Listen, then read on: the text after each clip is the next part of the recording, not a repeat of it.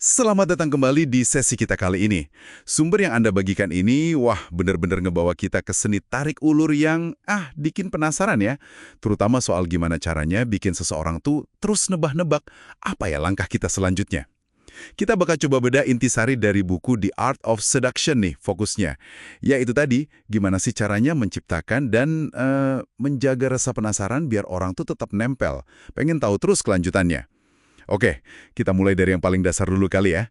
Salah satu ide awal yang menarik banget dari buku ini tuh soal pentingnya nggak terlalu terus terang di awal.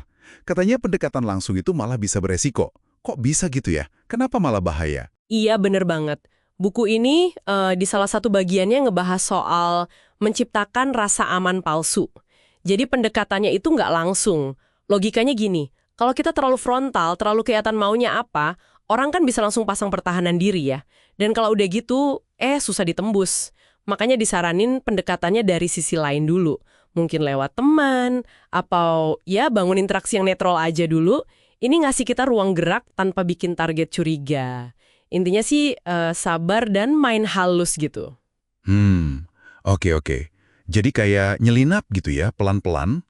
Nah, setelah berhasil deket tanpa bikin alarm bunyi, buku ini nyaranin sesuatu yang, jujur aja, kedengarannya agak bikin bingung nih. Mengirim sinyal campuran. Maksudnya kita jadi orang yang susah ditebak gitu. Kadang kelihatan kuat, tahu-tahu rapuh. Kadang spiritual banget, tapi kadang kok materialistis. Bukannya ini malah bikin orang, ini orang maunya apa sih terus malah jaga jarak.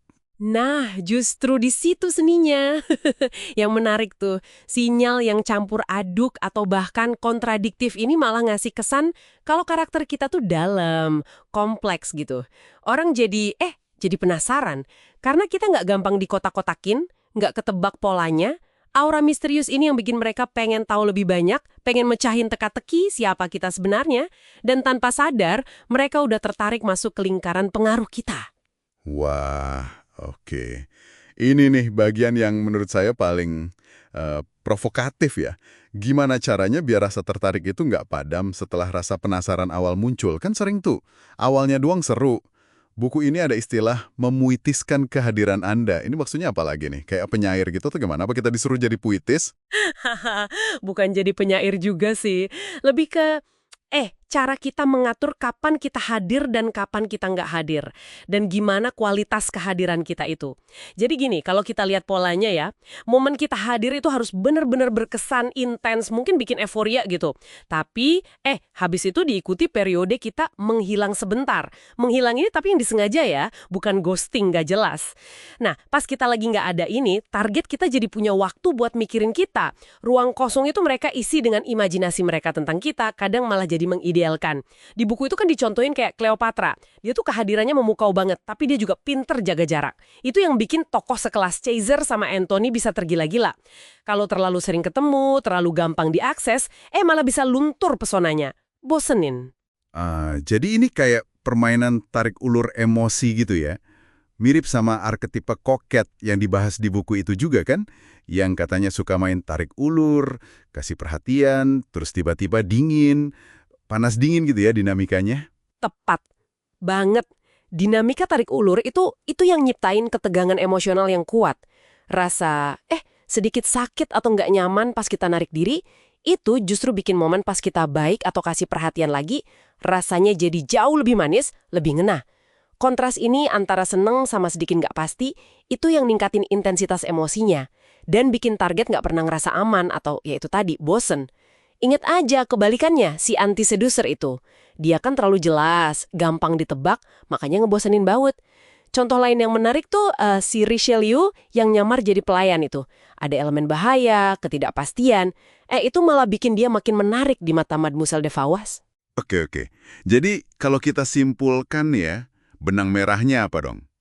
Kayaknya kuncinya tuh di kemampuan kita ngelola ekspektasi orang lain ya. Pakai ambiguitas, kehadiran yang puitis tadi, maksudnya yang berkesan tapi nggak selalu ada, sama main tarik ulur. Itu buat nyalain dan jaga api ketertarikan. Intinya sih, gimana caranya kita ngontrol kapan dan bagaimana kita muncul di pikiran mereka. Bikin mereka terus bertanya-tanya, habis ini apalagi ya? Gitu. Betul banget. Dan ini relevansinya nggak cuma buat urusan asmara aja loh ya. Jauh lebih luas dari itu. Kemampuan buat ngendaliin narasi, nyiptain ketidakpastian yang bikin orang tertarik, itu kan sebenarnya bentuk pengaruh psikologis yang kuat.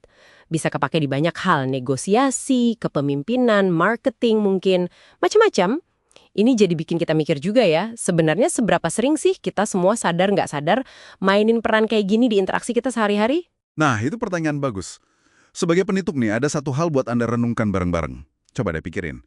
Gimana kekosongan itu bisa jadi jeda pas ngobrol? Atau ketidakhadiran fisik seseorang? Atau bahkan diem yang disengaja itu seringkali malah bisa ngomong lebih keras. Malah bisa ngebangkitin rasa kangen atau penasaran yang lebih kuat daripada kalau ada orangnya terus atau ngomong terus-terusan. Gimana caranya ruang kosong itu justru jadi alat yang ampuh banget buat bikin orang lain nggak berhenti mikirin kita? Sesuatu untuk direnungkan ya.